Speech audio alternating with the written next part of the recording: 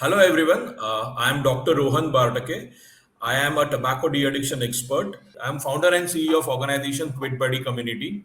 My main purpose of starting this organization is to spread awareness about hazards of tobacco and help more people to get out of the habit of tobacco consumption before they land up into any serious life-threatening illnesses. Lung cancer is a very common cancers nowadays. It is most of the population. I mean, the number of patients suffering from lung cancer is increasing tremendously. Definitely, the risk factor, one of the major risk factor is smoking. And I would like to add over here, it's not just the first-hand smoking, but even the second-hand smoking. I have seen patients coming up. They were not into smoking, but they were in contact with people who were smoking. That is, we called as second-hand smoking or passive smoking. There's another thing called as third-hand smoking, where the person is not smoking in front of you, but person is staying in the same room or same area where the other person is smoking, and the particles remain there for a longer time, and that even also becomes a huge risk factor. But coming back to your question, definitely one of the major risk factors and one of the most preventable cause of lung cancers is smoking, and definitely we need to help more people so that people don't get into lung cancers.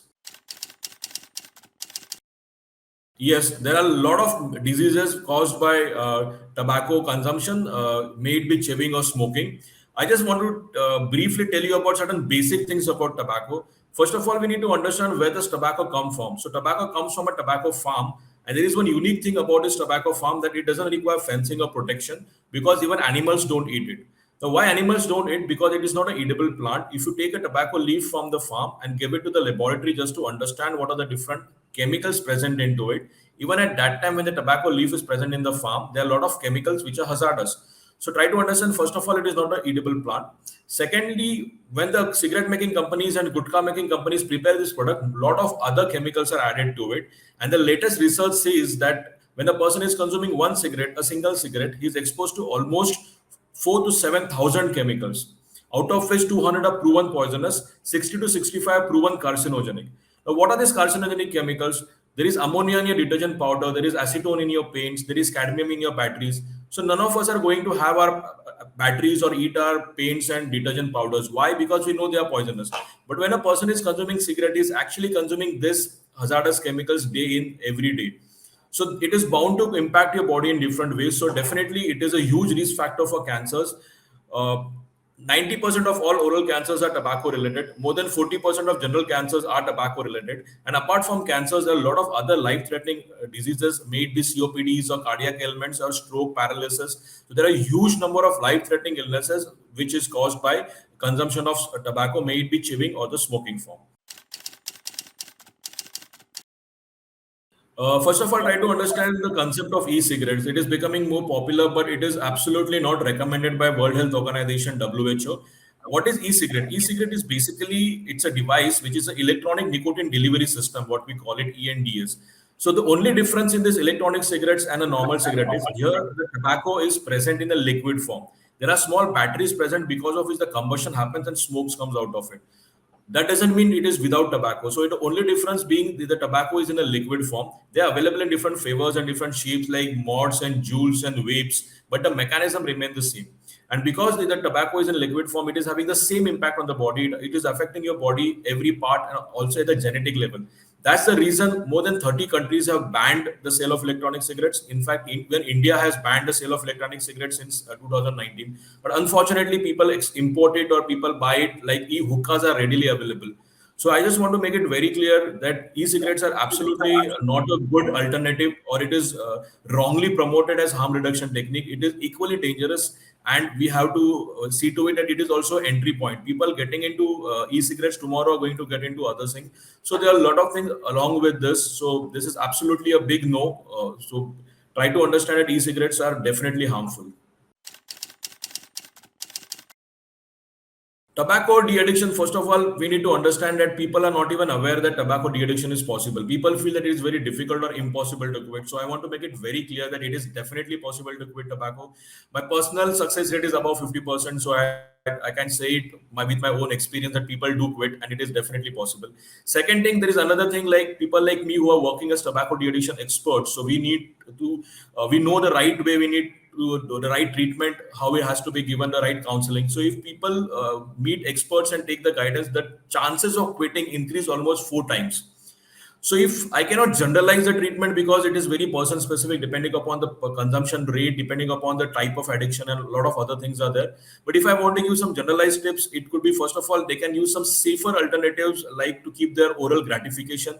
It could be a normal chewing gum, or it could be a small soap or 𝗖𝗢𝗕𝗓 or something like that, which can give a oral gratification. Secondly, they can remember some 4 Ds, English alphabet D, because the urge for tobacco consumption is very strong initially for first 2 to 3 minutes, and then it subsides over a period of 20 minutes. So if this first 3 to 5 minutes, if you're able to control yourself, so how you can do it? First 4 Ds. The first D is drink water. You can take a glass of water and drink it sip by sip.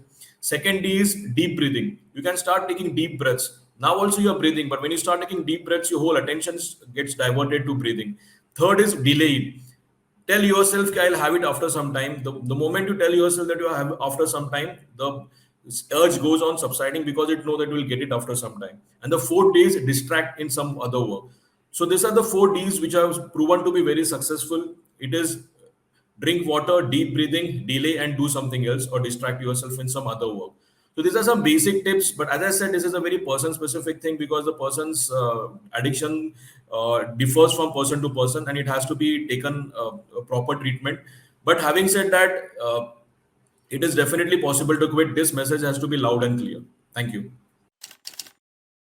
The message I want to give on this World No Tobacco Day is today, unfortunately, India is #1 in oral cancers in the world. We have more than 40% of our adult population consuming tobacco, some or the other kind of tobacco, which is very unfortunate.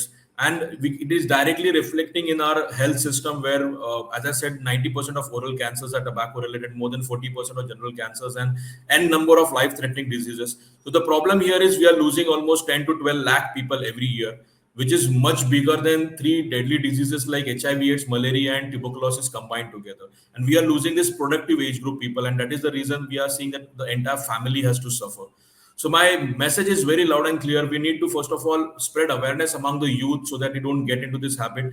And another message which I want to make an appeal to all the viewers who are listening to it, to spread this message to more and more people that it is possible to quit. And if you take a proper guidance and from an expert, it is definitely the chances will improve. And one more last important point I want to mention here is, which normally people don't talk about, is the positive or the good things after quitting. People only know that tobacco causes cancer, but people don't know that once you stop consuming tobacco, whatever ill effects, whatever harm it has caused to the body also starts getting into the reverse order.